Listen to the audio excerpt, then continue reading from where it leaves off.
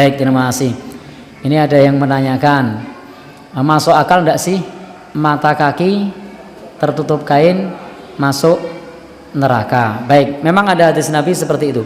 Ma asfala minal ka'bain minal izar fafinnar. Apa yang berada di bawah mata kaki dari kain kita, yang dari atas ke bawah ya, bukan yang dari bawah ke atas.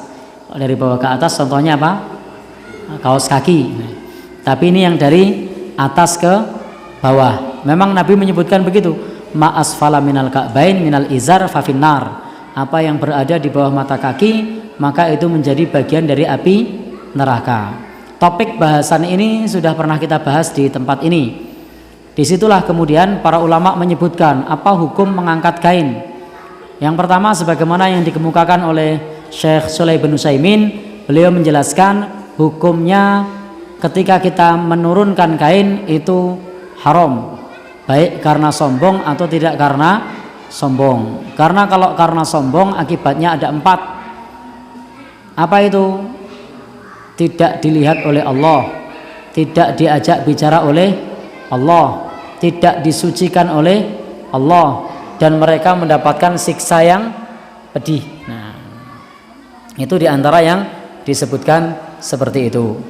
Kemudian kalau tidak karena sombong, maka ada hadis umum, apa yang berada di bawah kaki maka bagian dari api neraka. Maka disinilah disimpulkan oleh Syekh Shalih bin Utsaimin, hukumnya sama-sama haram, bedanya adalah akibatnya.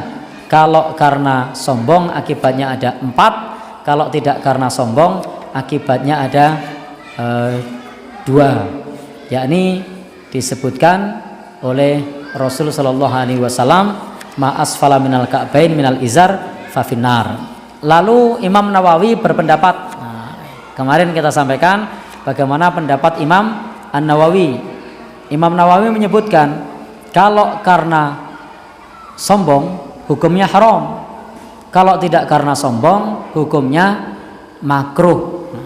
Jadi Imam Nawawi menyebutkan kalau karena sombong hukumnya haram, kalau tidak karena sombong hukumnya makruh. Lalu bagaimana terkait hal ini? Masuk akal tidak sih? Ya, kalau Nabi yang menyampaikan maka hendaknya kita sami'na wa ata'na. Kadang-kadang dalam masalah agama ini itu tidak bisa kita nalar dengan akal. Contoh mencium hajar aswad, masuk akal tidak sih kita mencium hajar aswad? Marai ngopo? Nah, itu sunnah Nabi. Jadi mencium hajar aswad itu sunnah Nabi.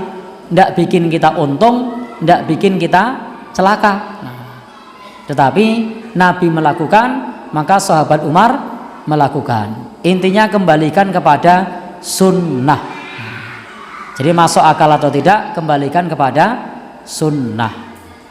Sekarang misalnya mencium hajar aswad, masuk akal enggak? Bikin celaka? Tidak. Mendatangkan manfaat?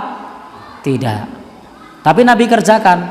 Maka sahabat Umar mengatakan, kalau aku tidak melihatmu Nabi menciummu, niscaya aku tidak mencium dirimu, karena aku mengetahui kamu adalah batu.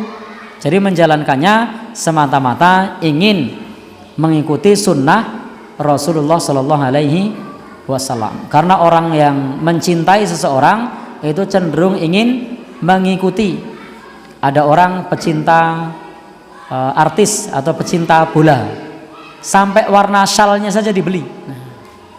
Sampai apalagi misalnya kaosnya dibeli, rompinya dibeli. Kenapa?